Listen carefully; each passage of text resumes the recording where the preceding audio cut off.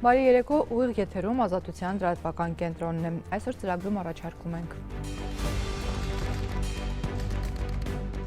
Վաշինգտոնում հայ-ամերիկյան փաստաթղթի ստորագրումից մեկ օր անց Հայաստանի և Ադրբեջանի ներկայացուցիչները երաս-խսադարակ երկաթուղային հատվածն են զննել։ Ազատության տեղեկություններով Ադրբեջանից վերադարձած Վիգեն Էուլջեքյանն ու Դավիթ Դավթյանը այսօր հարձակվվել են զինվորական քննչական գլխավոր վարչությունում։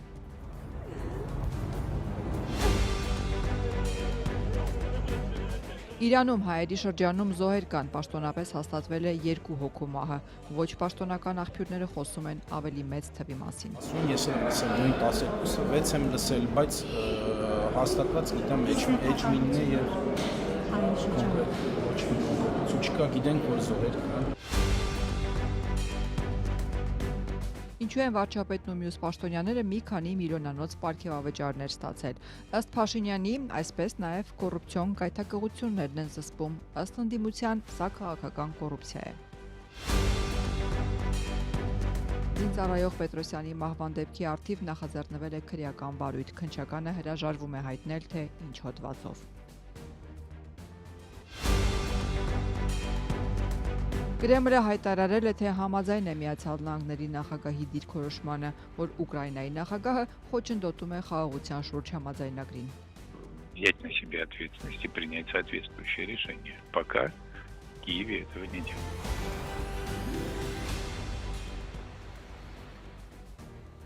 Նախ հայ-ադրբեջանական զարգացումների մասին։ Վաշինգտոնում հայ-ամերիկյան փաստաթղթի ստորագրումից մեկ օր անց Հայաստանի և Ադրբեջանի ներկայացուցիչները այսօր երաս-խսադարակ երկաթուղային հատվածի համատեղ զննությունն են անցկացրել։ Իսկ առավոտյան կառավարության նիստում վարչապետ Փաշինյանը ևս մեկ անգամ վերահաստատել է Հայաստանը պատրաստ է Սյունիքով անխոչնդոտ հաղորդակցություն ապահովել Ադրբեջանի հիմնական մասի և Նախիջևանի միջև, ընդգծելով, որ թրիփի վերաբերյալ Հայաստանի և Միացյալ Նահանգների համատեղ հայտարարությունը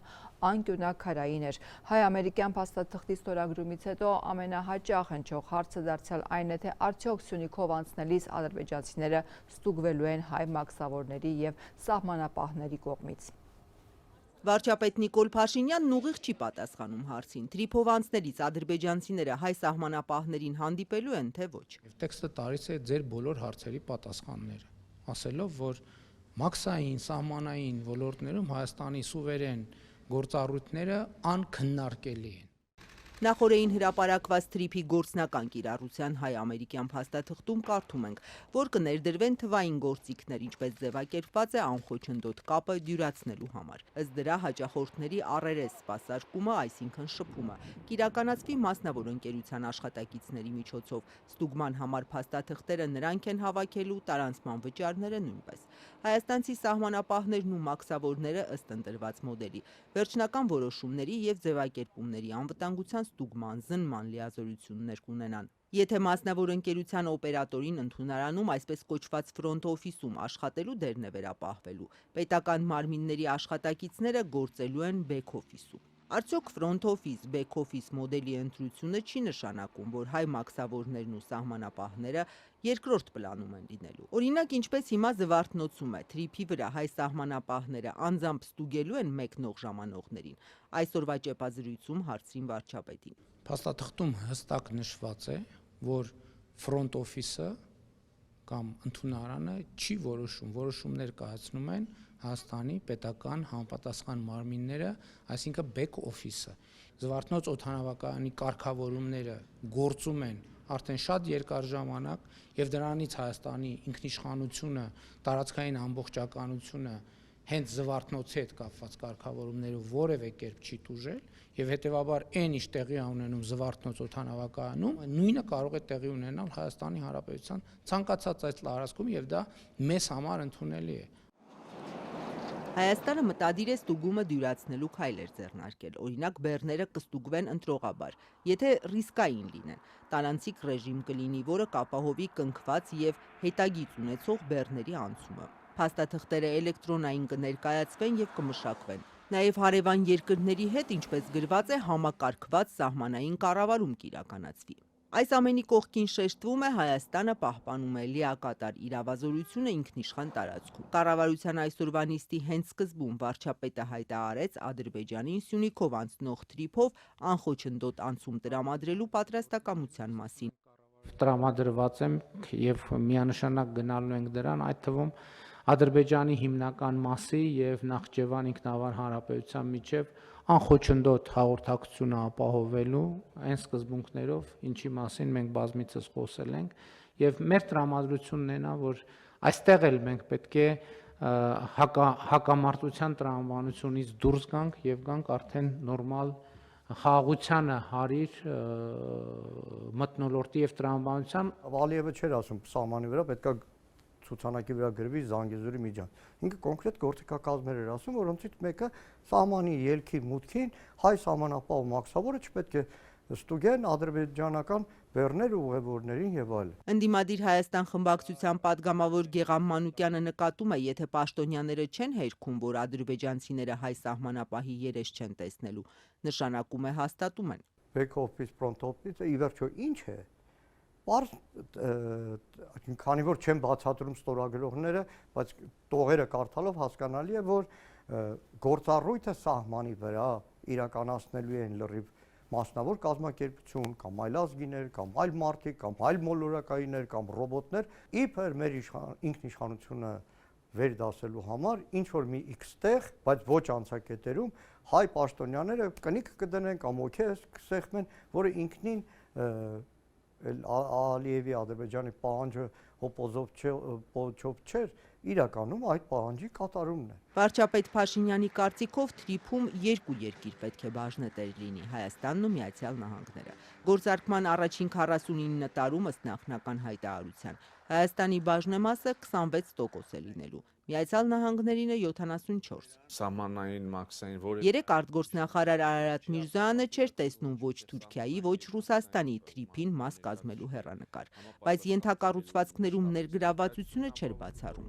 Այսօր վարչապետն ասաց, խնդրել են ռուսական կողմին որոշում կայացնել, արդյոք կարողանում են արագ վերանորոգել երկաթուղու Իջևանի, Երասխի եւ Ախուրիկի հատվածները։ Եթե ոչ, տարեվերջին հայտարարել էր, որ Հայաստանի կառավարությունը պատրաստ է դրանք հետ վերցնել ռուսական կառավարումից եւ պետական միջոցներով վերականգնել։ Վարչապետն այդ ժամանակ պատշաճ ժամկետից էր խոսել։ Երեկվա իրադարձությունից հետո պատշաճ ժամկետը հիմա է եւ դա մեր ցանկությունն է, որ դա հիմա արվի, որովհետեւ պրոցեսներ են տեղի ունենում, որոնց մասին նաև կիրազեկվեք եւ այդ պրոցեսները ենթադրում են,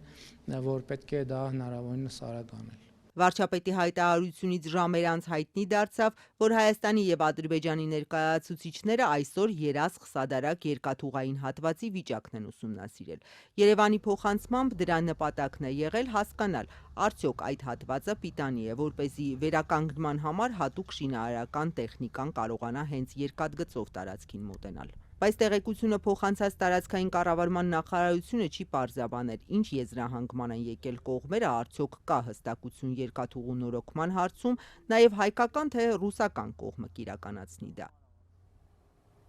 Թուրքիայի արտգործնախարարը հայտարարել է, թե շուրջ 2 ժամանոց հեռախոսազրույց է ունեցել ադրբեջանցի գործընկերոջ հետ, որի ընթացքում քննարկել են Հայաստանի արտգործնախարարի Վաշինգտոնյան վերջին այցի ժամանակ ստորագրված թրիփ շրջանակային փաստաթուղթը։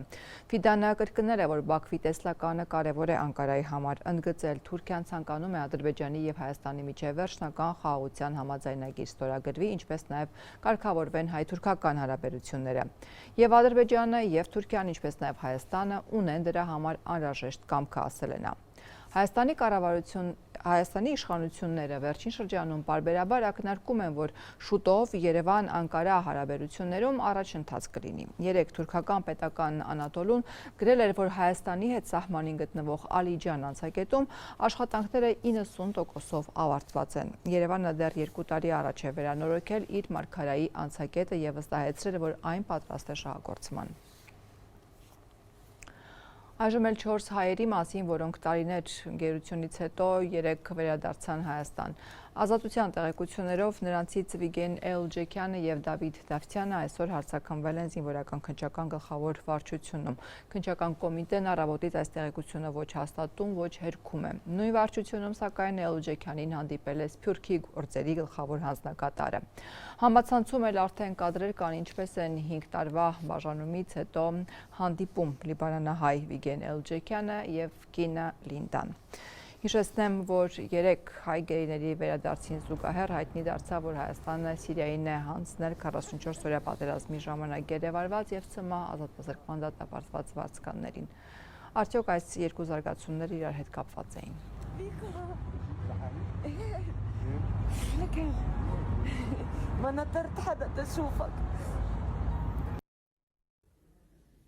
Վարչապետ Նիկոլ Փաշինյանը պնդում է, Երևանը 4 հայ գերու վերադարձի դիմաց չէ Սիրիային փոխանցել Հայաստանում ՑՄ ազատազրկման դատապարտված սիրիացի 2 վարձկաններին՝ Յուսեֆ Ալաբեդ Ալ-Հաջիին եւ Մուհրաբ Մուհամմադ Ալ-Շխերիին հայկական կողմը 44-օրյա պատերազմի ընթացքում էր գերեվարել։ Նրանք 3 Թուրքիայի միջոցով փոխանցվել են Սիրիայի իրավասու մարմիններին։ Այդ երկու իրադարձությունները իրար հետ կապ չունեն։ Մենք ուզում ենք եւ աշխատում ենք նաեւ Սիրիայի Արաբական Հանրապետության հետ մեր հարաբերությունների հետագա զարգացման ուղղությամբ եւ այդ թվում մենք հույս ունենք, որ այդ որոշումը, որը բարեկամական որոշում է Սիրիայի նկատմամբ, այդ թվում Սիրիայի հայ համայնքի շուրջ մթնոլորտը ավելի նպաստավոր կդարձնի։ Թե ինչու հայ գերիների ու սիրիացի վարձկանների վերադարձի մասին հայտարարվեց նույն օրը, գրեթե նույն ժամին, վարչապետը չբացատրեց։ Ավելի վաղ իրավապաշտպան Սիրանուշ Սահակյանն էր պնդել, թե հայ գերիներին փոխանակելու են սիրիացի վարձկանների հետ։ 3-4 գերիները Դավիթ Դավթյանը, Գևորգ Սուջյանը, Վագիվ Խաչատրյանը եւ Վիգեն Էլջեքյանը Լաչինի Հակարիի կամրջով տեղափոխվեցին Հայաստան։ Նրանք Երևանում անցել են բժշկական զննություն։ Դավիթ Դավթյանի, Վիգեն Էլջեքյանի ու Գևորգ Սուջյանի առողջական վիճակը ըստ առողջապահության նախարարության բավարար է։ Գերատեսչությունից հայտնում են, որ 4-ից միայն 70-ամյա Վագիվ Խաչատրյանն է այս պահին բժշկական կենտրոնում։ Խաչատրյանը 3 տեղափոխվել էր Երևանի Նորք Մարաշ բժշկական կենտրոն։ 2023-ին Խաչատրյանը շրջափակված Արցախից Երևան վիրահատության էր գալիս Կարմիր խաչի մեքենայով, երբ ադրբեջանցի ուժայինները կանգնեցրել էին մեքենան ու նրան գերեվարել։ Հայաստան տեղափոխված 4 մեր հայրենակիցներից 3-ը անցել են համապատասխան հետազոտություններով եւ առողջական վիճակը գնահատվել է բավարար, չեն հոսպիտալացվել։ Վագիվ Խաչատրյանը շարունակում է գտնվել բժիշկների հսկողության տակ, երեկվանից սկսած անցնում է անհրաժեշտ բոլոր հետազոտություններով, ստանում է համապատասխան իրավիճակին համապատասխան բուժօգնություն, մանրամասներ բժշկական գաղտնիքից ելնելով այս պահին չեմ կարող տրամադրել։ Ազատության տեղեկություններով գերիներից 2-ը Վիգեն Էլջեքյանն ու Դավիթ Դավթյանն այսօր զինվորական քննչական գլխավոր վարչությունում էին հարցաքննության։ Արդյոք առավոտից մեկնարկած հարցաքննությունն ավարտվել է թե ոչ, քննչական կոմիտեից չեն մանրամասնում, զերծ մնալով որևէ մեկնաբանությունից։ Մինչդեռ Սփյուռքի գլխավոր հանձնակատար Զարե Սինանյանն այսօր դուրս գալով զինվորական քննչական գլխավոր վարչության շենքից հայտնեց, որ հանդիպել է Վիգեն Էլջեքյանին։ Առողջական խնդիր ունի, մեջքի դիսկի խնդրեմ ունի եւ վիզն էլ էսպես ֆիքսատորի մեջ է։ Այսօր ունի առողջական խնդիր ունի, դա երևի այդպես հետագայում վիրահատվելու անհրաժեշտություն կունենա, բայց տրամադրությունը լավ է, ուրախ է, երջանիկ է, որ Հայաստանում է, ուզում է մնալ Հայաստանում, որը շատ կարևոր է։ Շարունակում է, բայց գիտեք հարցաքննություն ասելը մի քիչ տենց լայն երևույթ է, օրինակ ես էի հանդիպում, մարդու իրավունքների պաշտպանն է հանդիպում եւ այլն, այսինքն այդ քննչական մասը իմ կարծիքով ավարտված է, ինչքան որ ես հասկացա, դեռ առողջականը կա։ Վիգենի կինը Լինդա Իմանը Բեյրութից այսօր առավոտ էր ժամանել Երևան։ Նա օդակայանում շփոթված ու հուզված էր, անհամբեր սպասում էր ամուսնու հետ հանդիպմանը։ Ուզում է տեսնել Վիգենին, այս ամենակարևորն է այս բանը, ասում է։ Հետո մնացյալի մասին անպայման ցես դերեկացել։ Երեխաները ինչ էմոցիաներ ունեին։ Շուրը դեպալի ուր։ Որ իմացան։ Չափազանց ուրախ են եւ չեն հավատում, որ այս իրականություն է։ Have you been believing that he will come back when he said his son to wait him for his wedding? Yes. But Serbi can believe in. Երբ որ վիկենը լիբանան լինի, այդ ամուսնությունը բսակաթությունը դեղի դնի։ Լինդան ու Վիգենը հանդիպեցին ավելի ուշ, դա պարզ դարձավ քաղաքացիական պայմանագիր խմբակցության պատգամավոր Հայկ Սարգսյանի տարածած տեսանյութից, որում հուզված ու կարկամած ամուսինները գրկախառնված էին ավելի քան 5 տարվա բաժանումից հետո։ Մյուս գերիների հարազատներն էլ են արդեն տեսակցել իրենց հարազատներին։ Գևորգ Սուջյանի կինը Facebook-ում գրել է. Շնորհակալ եմ Տեր այս խաղաղ օրվա համար, շնորհակալ եմ այս օրհնության համար, որ պարգևեցիր ինձ եւ լսեցիր մեր աղոթքները։ Վագիվ Խաչատրյանի դուստրը Վերա Խաչատրյանն էլ է գրել. Ուզում եմ տեղեկացնել, որ հայրիկիս առողջական վիճակն այս պահին գնահատվում է բավարար։ Նա եւս իր խորին շնորհակալությունն ու ջերմ բարևներն է փոխանցում ձեզ բոլորիդ։ Գերիների հարազատներն առայժմ խուսափում են լրագրողների հետ շփվել։ Այլ թեմաների անդրադառնանք, Իրանը շարունակում է տեղեկատվական բլոկադան, զոհերի ձերբակալվածների մասին պաշտոնական տվյալներ չեն հաղորդվում, իրավապաշտպանների գնահատմամբ զոհերի թիվը անցնում է 2600-ը։ Այս ամենի ֆոնին Միացյալ Նահանգների նախագահը չի բացառել ռազմական գործողություն Իրանի դեմ ցուցարարների նկատմամբ բռնաճնշումների պատճառով։ Թեհրանը սակայն երկրում անկարգությունների համար կրկին մեղադրել է իր ձևակերպմամբ ահաբեկիչներին։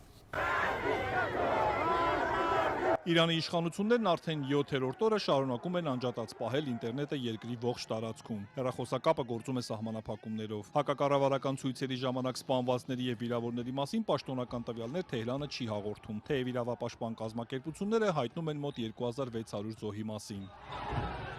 Իրանը 3 մոտ 5 ժամով փակել էր իր օդային տարածքը առանց պաշտոնական բացատրության։ Հաղորդվում է, որ պատճառը Միացյալ Նահանգների հնարավոր հարվածների մասին մտավախությունն է եղել։ Թուրքիա ժամանած իրանցիները պատմում են, որ բողոքի ցույցերը մեծ մասամբ դադարել են։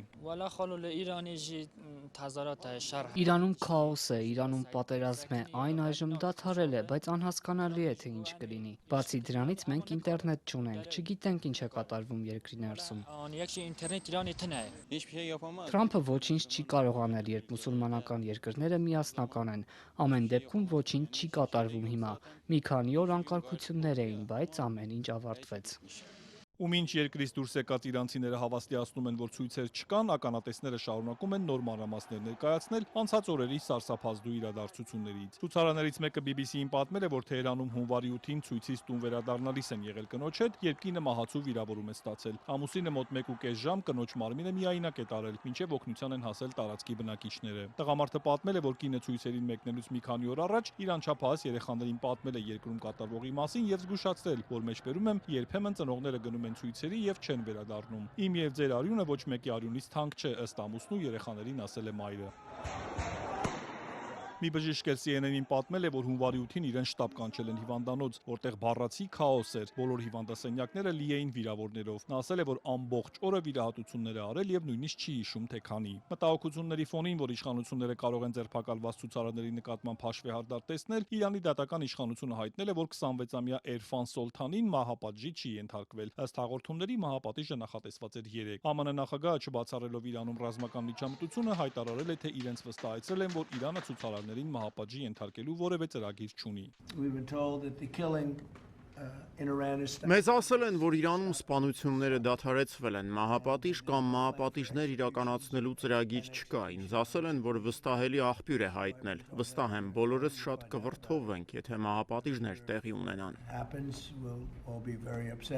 Թրամփը նաև ասել է, որ իրանցի ընդդիմադիր գործիչ Ռեզա Փահլավին շատ հաճելի մարդու տպավորություն է թողնում, սակայն վստահ չէ, որ վերջին շահի վտարանդի որդին կկարողանա բավական աջակցություն ստանալ Իրանում իշխանությունը ստանձնելու համար։ Ես չգիտեմ, նրա երկիրը կընդունի նրա ղեկավարությունը, թե ոչ։ Անշուշտ, եթե նրան կընդունեն, դա ինձ համար ընդունելի կլինի։ Reuters-ին տված հարցազրույցում ասել է Թրամփը, հավելելով, թե Իրանի կառավարության փլուզումը հավանական է։ Իրանի արտգործնախարարը երկրում անկարգությունների համար կրկին մեղադրել է իր ձևակերպման ահաբեկիչներին, որոնք նրա պնդմամբ կրակել են թե ոստիկանների, թե ցուցարարների վրա։ Fox News-ին տված հարցազրույցում Աբբաս Ալախչին պնդել է, թե իշխանությունները 3 օր պայքարում էին մեջբերում են ոչ թե ցուցարարների, այլ ահաբեկիչների դեմ, որոնք ցանկանում էին, որ շատ մարդ սպանվի։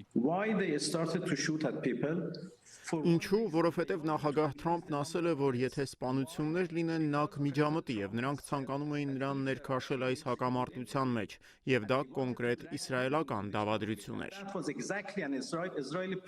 Արախչին նաև վստահեցրել է մարդկանց կախաղան հանելու ծրագրեր չունեն։ Կախաղանը բացառված է, ասել է գլխավոր դիվանագետն այն երկրի, որտեղ 2025-ին 1922 մարդ է մահապատժի ենթարկվել, իսկ վերջին 3 տարում առնվազն 12 ցուցարար է կախաղան հանվել։ Ու մինչ Թեհրանից բացառում են հաշվեհարդարը, ԱՄՆ ֆինանսների նախարարը հայտարարել է, որ Իրանի իրադարձություններն ԱՄՆ ճնշման ուղիղ արդյունքն են։ Newsmax-ին տված հարցազրույցում Սկոտ Բեսենթը նշել է, որ Իրանի կառավարության եկամտի հիմնական աղբյուրը նավթային ոլորտն է, որի նկատմամբ ԱՄՆ խիստ պատժամիջոցները երկրում ֆինանսական ամբողջական փլուզման են հանգեցրել։ Արդյունքում նրա պնդմամբ հիմա կապիտալի մեծ արտահոս կա Իրանից։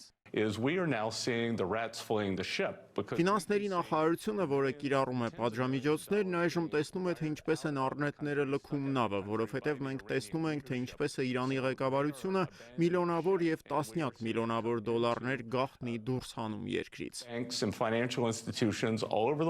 Թուրքիան դեմ է Իրանի ռազմական գործողություններին, հայտարարել է այդ երկրի արտգործնախարարը, կոչ անելով խուսափել ապակայունացումից։ Անկարան հուսով է, որ Թեհրանն ու Վաշինգտոնը ընդհանուր հայտարարի կգան, ասել է Հական Ֆիդանը։ Այս օրերին իրանցի ընդդիմադիրները աջակցության խոսքեր են ստանում աշխարհի տարբեր անկյուններից։ Երեկ էլ Իսրայելի Հոլոն քաղաքում է ցույց անցկացվել աջակցություն ցուցարարների։ Մենք այստեղ ենք իրանցի ժողովրդին ասելու, որ նրանք միայնակ չեն, որ մենք նրանց հետ ենք եւ հուսով ենք, որ նրանք հնարավորինս շուտ ձեռք կբերեն իրենց ազատությունը։ We cry with them, we feel their pain.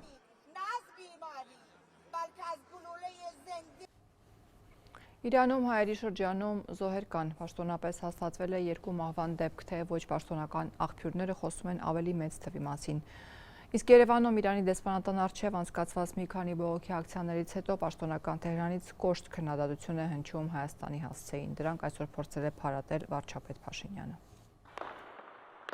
Կառավարությունը հաստատում է Իրանում բողոքի ցույցերի մասնակիցների նկատմամբ զինված գործողությունների հետևանքով հայեր են սպանվել։ Սփյուռքի հարցերով հանձնակատարն այսօր պաշտոնապես 2 զոհի մասին հայտարարեց։ Մինչդեռ անցնող օրերին Իրանից Հայաստան եկած հայերը մի քանի անգամ հայտնել են ավելի մեծ թվով 6-ից մինչև 12 զոհի մասին։ Զարեհ Սինանյանի խոսքով երեկվա դրությամբ անգամ Իրանում Հայաստանի դեսպանատան հետ կապ հաստատել չէին կարողանում։ Հարևան երկրում ինտերնետը դեռ անջատված է։ Համայնքի հետ կապի մեջ ենք թռիչքների շնորհիվ, եկող վարկած շնորհիվ, անմիջական կապ չունենք։ Ինտերնետ բան անջատած է, կապի համար։ Նույնիսկ դեսպանատան հետ ըստ երեկվա դեռ կապ չունենք։ Երևանում Իրանի դեսպանատան առջև իրանցիների մի քանի ցույցերից հետո կտրուկ սրվեց Հայաստանի մասին պաշտոնական Թեհրանի խոսույթը։ Նախորդին Հայաստանում Իրանի դեսպան Խալիլ Շիրլողամին բաց տեքստով հայտարարեց. տպավորություն ունեն, թե Հայաստանը իրենց դեմ գործողությունների կենտրոն է դառնում։ Թեհրանում ձևավորվում է պատկերացում, որ Հայաստանը դառնում է մի կենտրոն Իրանի դեմ թշնամաբար տրամադրված ուժերի գործողությունների համար։ Երևանն արձագանքեց ամենաբարձր մակարդակով։ Վարչապետ Նիկոլ Փաշինյանն այսօր հավաստիացրեց. Հայաստանն Իրանի համար սպառնալիք չի դառնա։ Մենք Իրանի Իսլամական Հանրապետության մեր գործընկերների հետ շփումներում բազմիցս ասել ենք, որ Հայաստանի Հանրապետությունը Իրանի պետական անվտանգության դեմ միջոցներ չի ձեռնարկի եւ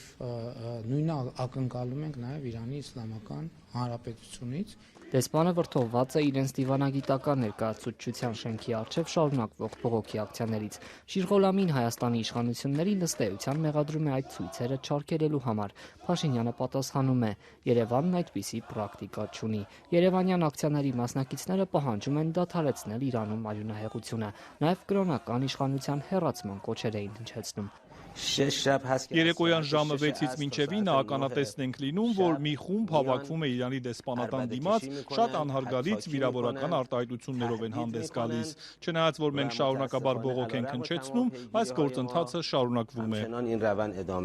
Հայաստանում ընդհանրապես 2018-ից այսքոմ Հայաստանում երբեք ոչ միտեղ հանրահավաք չի արգելվել։ եւ մենք չենք կարող առանձին վերցրած մի դեպքում այլ կերպ վարվել, որովհետեւ դա արդեն իրողություն է։ Հայաստանի արտաքին քաղաքականության ու ընդունած որոշումների վերաբերյալ մտահոգություններ Թեհրանից պարբերաբար են հնչում։ Մի կողմից պաշտոնապես հայտարարում են հայ-ամերիկյան TRIPS ծրագրի շուրջ Երևանի հավաստիացումներին վստահում են, մյուսից կարծիք հայտնում, թե Միացյալ Նահանգներն այս նախագիծը կարող է իր անվտանգային քաղաքականությունը շարունակելու համար օգտագործել։ Իրանում զանգվածային բողոքի ակցիաների մեկնարկից հետո երկու երկրների հարաբերություններն ավելի են սրվել։ Նախագահ Դոնալդ Թրամփը սպառնում է միջամտել, չբացառելով նույնիսկ ռազմական գործողությունները։ Թեհրանն էլ Միացյալ Նահանգներին ու Իսրայելին է մեղադրում այս ցույցերը կազմակերպելու համար։ Մենք անընդհատ կապի մեջ ենք եւ պատրաստ ենք բոլոր հարցերին պատասխանել, եթե հրապարակված տեքստից հետո այլ հարցեր նույնպես ծագում են։ Քաղաքագետ Տիգրան Գրիգորյանի գնահատմամբ անցկացվող ցույցերի վերաբերյալ դժգոհություն հայտնելով Իրանը փորձում է միջամտել Հայաստանի ներքին գործերին եւ հենց դիվանագետի քայլն է մտահոգիչ։ Հայաստանը այնուամենայնիվ ժողովրդավարական երկիր է եւ հավաքների ազատությունը հնարավոր չէ խախտել աշխարհակաղակական նկրտումներով իրականում այստեղ ավելի շատ մտահոգություն է առաջացնում հենց դեսպանի հայտարարությունը, որը կարծես թե փորձում է Հայաստանի ներքին գործերին միջամտել։ Քաղաքագետը հիշեցնում է նախորդ ամռանը Երևանը պաշտոնապես դատապարտեց Իսրայելի հարձակումն Իրանի վրա եւ այժմ անհասկանալի է թե ինչ սպասելիքներ ունի Թեհրանը Երևանից։ Եթերում Ազատության լրատվական կենտրոնն է, մեր դուրերին կարող եք հետևել նաև Ազատության տելեգրամյան ալիքում, իսկ այս ծրագրի երկրորդ մասում առաջարկում ենք։ Ինչու են վարչապետն ու մյուս պաշտոնյաները մի քանի միլիոնանոց պարգևավճարներ ստացել։ Ըստ Փաշինյանի, այսպես նաև կոռուպցիոն գայթակղություններն են զսպում, ըստ ընդդիմության սա քաղաքական կոռուպցիա է։ Զինծառայող Պետրոսյանի մահվան դեպքի առթիվ նախաձեռնվել է քրեական վարույթ, քննչականը հրաժարվում է հայտնել, թե ինչ հոդվածով։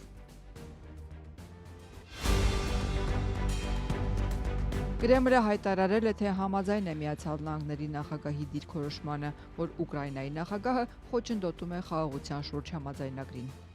Взять на себя ответственность и принять соответствующее решение. Пока в Киеве этого не делают.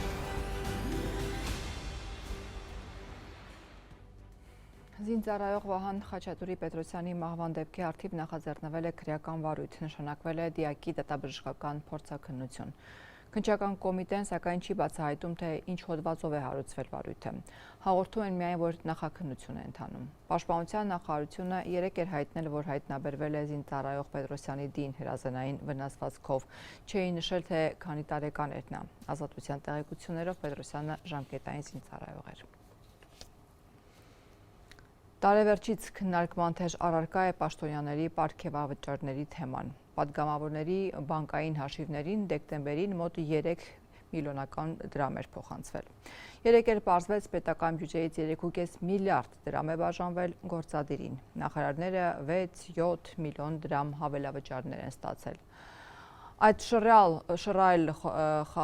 խրախուսումից նաև վարչապետին է բաժին հասել ընդհանուր 14 միլիոնի չափով։ Պարգևավճար լավ աշխատանքի համար, թե թալան բյուջեից իշխանությունն ու ընդդիմությունը հակադիր կարծիքներ ունեն այս հարցի շուրջ։ Կառավարումը ունի նրբություններ եւ մենք էլ սովորում ենք ավելի արդյունավետ կառավարել։ Մենք ինչ ենք ասում ենք լավ, թոշակառուների թոշակ ամսական 11,000 դրամով 11,000 դրամով կամ 10,400 դրամով ավելացնենք, ինչ անելու թոշակառուն։ Այդ գումարը ինչ անելու, ինչի վրա ծախսելու։ Իսկ վարչապետ Փաշինյանը միայն անցած տարի ու միայն մեկ կիսամյակի համար մոտ 14 միլիոն դրամ պարգևավճար է ստացել։ Հետքին այս տեղեկությունը կառավարությունից են հայտնել։ Պետական որոշման շրջանակներում ես ամսական, եթե չեմ սխալվում, 1.5 միլիոն դրամի չափով վարձատրության ավելացում եմ ունեցել։ Մոտ 1.5 միլիոն դրամ աշխատավարձ ստացող Փաշինյանը, որ իրեն համարում էր Հայաստանի 3 միլիոն վարչապետերից մեկը, այսօր բացատրել է, ինչու են ինքն ու մյուս պաշտոնյաները արժանացել մի քանի միլիոնանոց պարգևավճարների։ Պարզվում է, այսպես նաև իրենք կոռուպցիոն գայթակղություններն են զսպում։ Հայաստանի ներդրումային միջավայրը էականորեն փոխվում է։ Շատ էականորեն է փոխվում եւ Հայաստանի Հանրապետություն հոսելու են մեծ ներդրումներ եւ մեծ մրցակցություն է առաջանալու Հայաստանի Հանրապետությունում իրականացնելու ներդրումային ծրագրեր եւ այս առումով մեր գնահատականն այն է, որ կոռուպցիոն ռիսկերը էականորեն կարող են մեծանալ եւ մենք այդ թվում պետական պաշտոնյաներին եւ պետական համակարգը պետք է կարողանանք պաշտպանել կոռուպցիոն ռիսկերից։ Եթե մեզանում կա մտայնություն, որ թալանչին, պոզով, պոչով, չաղ, մեծ գլխով մարդ է, չէ, ինչ որ ոսկե շղթաներով, թալանչին նաև այդ ձևի ալնեմ։ Հեղափոխությամբ եկած, որ դառնա թալանչի, սովորական թալանչի։ Կոռուպցիան ու թալանը հոպոզով պոչով չեն, այնինչ անում է Փաշինյանի կառավարությունը ուղիղ թալան է, պնդում է Էդմոն Մարուքյանը, որ նախկինում աշխատել է Փաշինյանի կաբինետում ու նրա հետ քաղաքական ճանապարհ անցել։ Բյուջեի անարդյունավետ ծախսը, ինչը ըստ էության անարդյունավետ ծախս է, բայց արդեն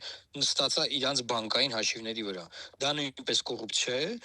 եւ Transparency International-ի գնահատականով սա քաղաքական կոռուպցիա է, սա թալան է։ Պաշտոնյաների պարգևավճարների ու հավելավճարների թեման լրահոսում եռում է տարեվերջից, երբ հայտնի դարձավ, որ պատգամավորների բանկային հաշիվներին էլ դեկտեմբերին 3 միլիոն դրամ է փոխանցվել։ Երեկ էլ պարզվեց տարեվերջին կառավարությունը պետական համակարգին խրախուսել է պետբյուջեից 3.5 միլիարդ դրամ կամ մոտ 9.2 միլիոն դոլար բաժանելով։ Այս ամենի արդյունքում պետական կառավարման համակարգի աշխատանքը պիտի դառնա եւ դառնում է ավելի արդյունավետ։ Պաշտոնյաների պարգևավճարների կոնկրետ չափը կառավարությունը չի հրապարակում։ Նախարարներից Սրբուհի Գալյանը խոստովանել է, շուրջ 7 միլիոն դրամ է ստացել։ Վարչապետը բացատրում է նաեւ, թե պետական համակարգում աշխատանքի գրավչությունն են այսպես բարձրացնում, որ լավ մասնագետները գան այստեղ։ Մարդիկ կան, որ այլ տեղերում հաջող կարիերա են անում եւ երբ որ մենք նրանց հրավիրում ենք աշխատանքի, նրանք բերում են շատ բարձ հիմնավորում։ Նրանք ասում են, այո, մենք ուզում ենք մեր պետությանը ծառայել, բայց այս ընթացքում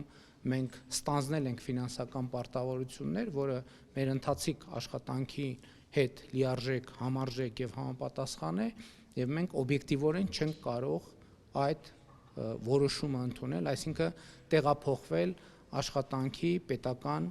համակարգում։ Իրանք այդ թեմայով շեղում են իրար մեջ չի բաժանած փողի թեման։ Սա բացարձակապես մասնագետների մասին չի։ Որևէ մեկը դեմ չէ, որ ներքին օղակների, լավ մասնագետների աշխատավարձը բարձրանա։ Խոսքը վերին օղակի, քաղաքական պաշտոնյաների մասին է։ Իմ գնահատականն այն է, որ իրենք պրոֆեսիոնալների աշխատավարձերը չեն բարձրացրել, այլ իրենք ուղղակի 3.5 միլիարդ դրամ բաժանել են իրար մեջ։ Փաշինյանը ինքը իրա եւ իր ընկերների, իր թիմակիցների, տեսեք, բոլորը քաղաքական պաշտոնյաներ են։ Նախարար, փոխնախարար, վարչության պետեր, դրանք բոլորը քաղաքական հայեցողական պաշտոններ են։ Մարդը 18000-ից 20000 դոլար մինչեւ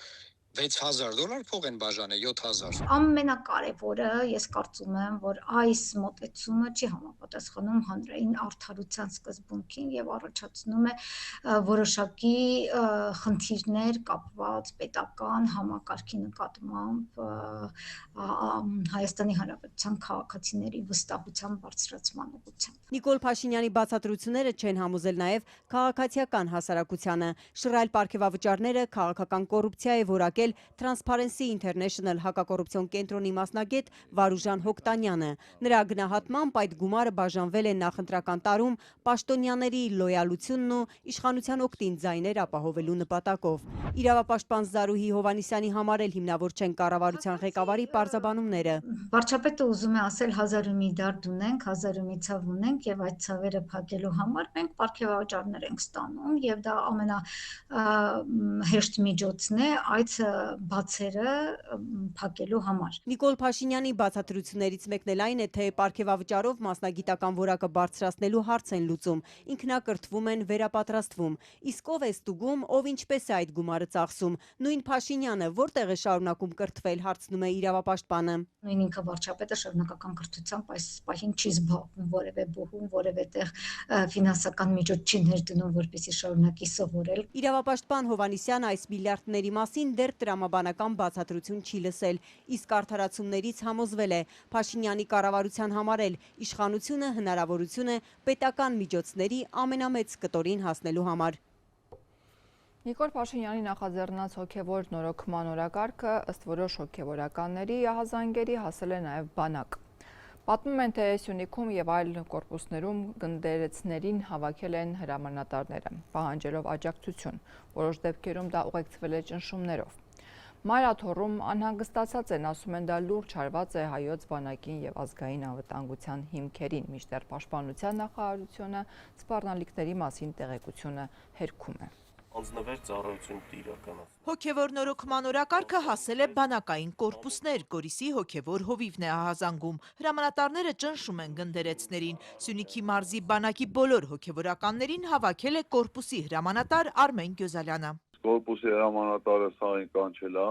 ինչ-որ կարծիք հարցրել, ինչ արել։ Կանչել ենք Մեղրիինը, Կապայինը, Սիսյանինը, այսպես ասեմ, էլի, որպեսզի ավելի պարզ լինի։ Ասենք մեր բոլոր մեր մարզի գնդերեսներին կանչել են ու համապատասխան ցուցումներ են փոխել տան։ Գորիսի հոգևոր հովիվ Տեր Ահարոն Քահանային գնդերեցները պատմել են նաև սպառնալիքի մասին, որ ստացել են իրենց անմիջական ղեկավարներից։ Ասել են, եթե չմիանա, գնալու եք շարքային ծառայող դառնանք։ Բայց թե տես բան ասել են 100%։ Զինված ուժերում այսօր շուրջ 40 գնդերեց է ծառայում։ Նրանք շարքային պայմանագրայիններ են, հիմնականում սարկաբագներ։ Սատանան միշտ էլ փորձում է գայթակղի, շանտաժանի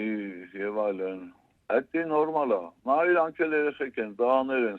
բանը ծառայում են։ Ես գիտեմ մի բան, որ Սուրբ գրքում 365 անգամ գրած է, մի վախեցիր, այդքան գրած է, ես քեզ հետ եմ։ Ոչ միայն Սյունիքում, բանակային բոլոր կորպուսներում համատարած գնդերեցներին փորձում են ներքաշել բարենորոգման արհեստական շարժման մեջ։ Մայրաթոռի միաբաններից Հովանես Աբեղա Թորգոմյանը շեշտում է, 6 տարի բանակում հոգևոր ծառայություն է մատուցել։ Բանակը նվիրական կառույց է համարում, տեղեկությունը ստուգված է բողոքները հենց հոգևորականներից է լսել։ Մեծ կանչում են հրամանատարի մոտ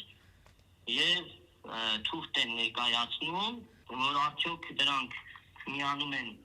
այս կեղծ օրակարգին, թե չեն միանում։ Ու ինձ մոտ հետաքրքրություն առաջացավ, որ բոլոր գնդերեցներին, որ ես անձամբ կապ ունեմ, շփում ունեմ, զանգել։ Բոլոր կորպուսների գնդերեցներին զանգել է։ Բոլորն էլ հաստատեցին, որ այո նման գործընթաց կա, որ կանչում են։ Հովանես Աբեղային ցուցումների մասին պատմել են, ահաբեկելու վերաբերյալ ոչ, բայց ասում է հրամանատար է եղել, ստել է թե քո առաջնորդը միացել է բարենորոգողներին, դու էլ միացի։ Ինքը ստորագրել է, որ ուզում է միանալ, հետո պարզել են, որ առաջնորդը այդպիսի դիրքորոշում չունի, գնացել է եւ դիմումը հետ է վերցրել։ Աբեղան կաթողիկոսական գահի շուրջ ծավալվող կրքերը քաղաքական է համարում, դրանում ներգրավելն ասում է բանակի գործը չէ։ Իրանց քաղաքական բուն խնդիրը, որ եկեղեցին ենթարկեցել է, այսինքն իրենց պետք է որ լինի կաթողիկոս, օրվա նախագահի նման, որ ինքը կա, բայց ձայնը չկա։ Այնպես չէ, որ Պաշտպանության նախարարը հակառակն է պնդում, նա էլ է ասում բանակը քաղաքականության հետ գործ չունի։ Բանակը ոչ մի կերպ չի կարող ներքաշվել քաղաքական process-ների մեջ։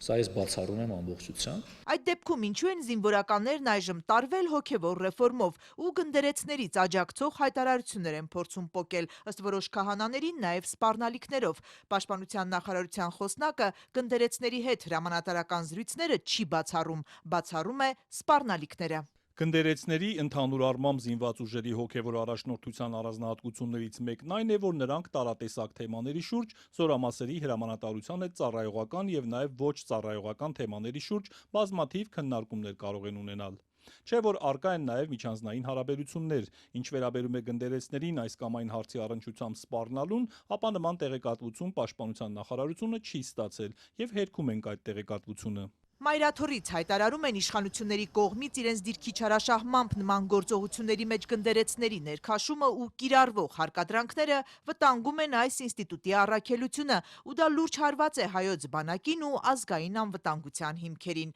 Հայաստանի վարչապետը այսօր էլ է հայտարարել, ամենայն հայոց կաթողիկոսն է սպառնալիք երկրի անվտանգության համար։ Ահա թե ինչու է ինքը ոչ միայն որպես հավատացյալ, նաև որպես վարչապետ գործի անցել։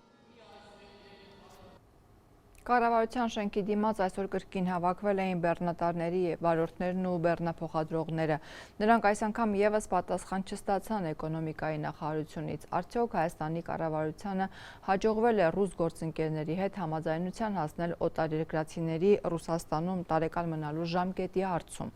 Տարեվերջին Պետդումայի падգամավորներից մեկը անգամ առաջարկել էր առանց վիզայի Ռուսաստան մտած օտարերկրացիներին մնալու տարեկան ժամկետը ել ավելի կրճատել 90 օր օրից 30 դարձնել, այդ ժամկետը նախկինում 180 օր էր։ Հայ բեռնափոխադրողները շաբաթներ շարունակ բողոքի ակցիաներով Հայաստանի կառավարությունից պահանջում էին պաշտպանել իրենց շահերը։ Տարին սկսվերա թազա, մենք չենք իմանում ոնց աշխատենք։ Եկանք սուս կայնեցինք, ասենք նիստը չխանգարենք։ Նիստը պրծելա, թող մեկնի չի մի հատ հարց ու պատասխան տամ է։ Բեռնատարների վարորդներն ու բեռնափոխադրողներն այսօր հունից դուրս եկան, երբ կառավարության շենքի առջև ժամերով սպասելուց հետո իրենց ոչ մի պաշտոնյա չընդունեց։ Ներսից ասելիքը գրավոր պահանջեցին։ Մենք չենք ուզում կատաստրոֆա անենք, փողոցները փակենք, ձեզի նեղություն տանք։ Ժողովրդին նեղություն տանք։ 2 տարի դավեք տենում, գալիս եք նամակ ենք տալում, ոչ մի պատասխան չի եկել այդ նամակներից, ախպեր։ Հատկապես էկոնոմիկայի նախարար Գևորգ Պապոյանին էին ուզում հարցնել։ Այս 4 ամիսների ընթացքում Հայաստանի կառավարությունը կարողացավ համոզել Ռուսաստանին, որ հայ բեռնափոխադրողները չեն կարող 180-ի փոխարեն 90 օր մնալ այդ երկրում։ Նորից հիշեցրին։ Հայաստանը Ռուսաստանին կապող ցամաքային միակ ճանապարհը Լարսը, տարվա մեծ մասը փակ է կամ ծանրաբեռնված։ Իրենք էլ օրեր են վատնում այդ ճանապարհներին։ 90 օրվա ժամկետը խախտած վարորդների մեծ մասն ասում են արդեն Ռուսաստան մտնելու արգելք ունեն։ Քիչ են գնացել Ռուսաստան, դες տեղավորեր ենք։ Բայց եթե ասենք 1000-ից մե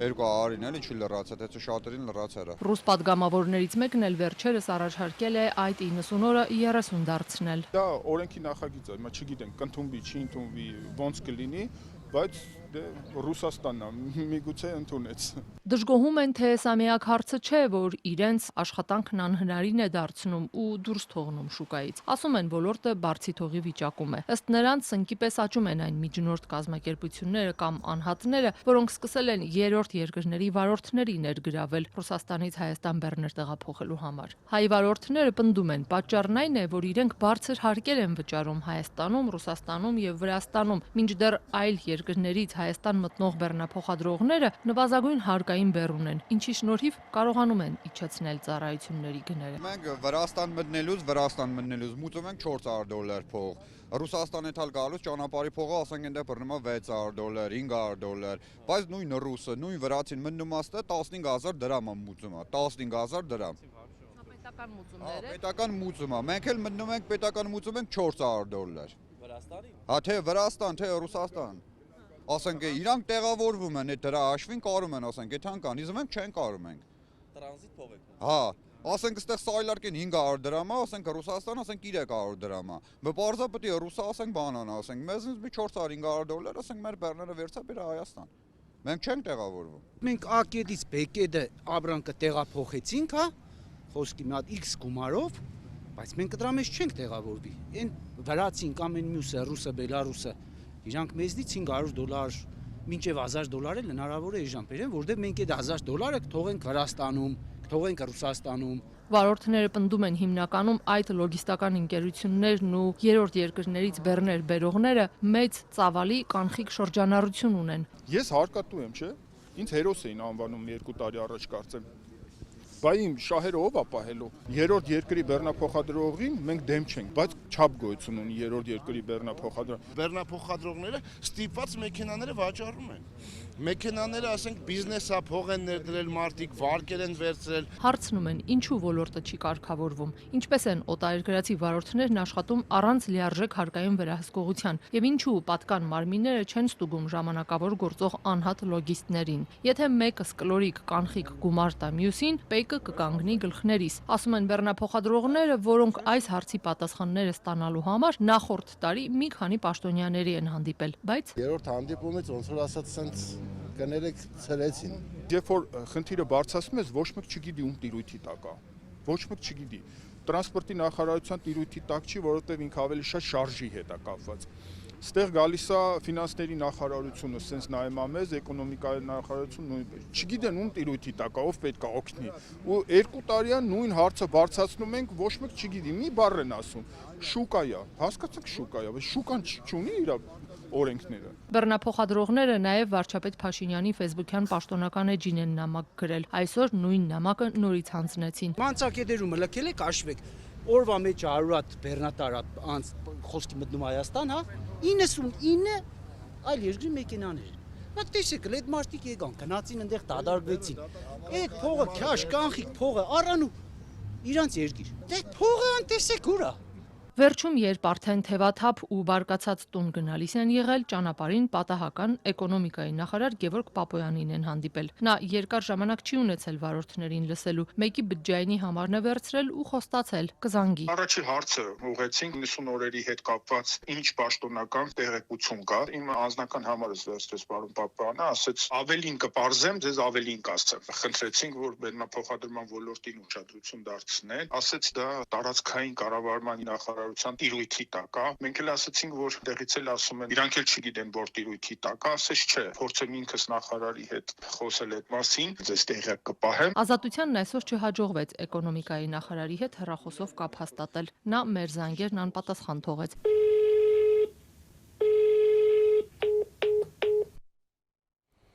Եվ վերջում մեկ լուր միջազգային լրահոսից։ Կրեմլը հայտարարել է, թե համաձայն է Միացյալ Նահանգների նախագահ Դոնալդ Թրամփի դիրքորոշմանը, որ Ուկրաինայի նախագահ Վլադիմիր Զելենսկին խոչընդոտում է խաղաղության շուրջ համաձայնագրին։ Սպիտակ տան ղեկավարը այդ մասին խոսել էր Reuters-ին տված հարցազրույցում, պնդելով, որ ոչ թե Ռուսաստանը, այլ Ուկրաինայի նախագահն է խոչընդոտում արդեն 4 տարի շարունակվող հակամարտության հանգուցալուծմանը։ Թրամփի այս գնահատականը հակասում է եվրոպացի դաշնակիցների դիրքորոշմանը, որոնք պնդում են, որ Մոսկվան առանձնապես հետաքրքրված չէ հրադադարով եւ ձգտում է հնարավորինս շատ տարածք օկուպացնել։ Այս հարցում համաձայնություն հայտնելով Թրամփին, Կրեմլի խոսնակը նաև պնդել է, թե իր դանդաղկոտությամբ Կիևը սպառնում է խաղաղ կարգավորման հասնելու տարբերակները։ Ավելի վաղ Զելենսկին բազմիցս կրկնել է, թե չի համաձայնի Մոսկվայի պահանջված տարածքային զիջումներին։ Շարունակեք հետևել լուրերին այցելելով azatutun.am կայքեջը եւ մեր սոցիալական հարթակներ։ Այսօրվա համար այսքանն ենք նախատեսել։ Հաջողություն։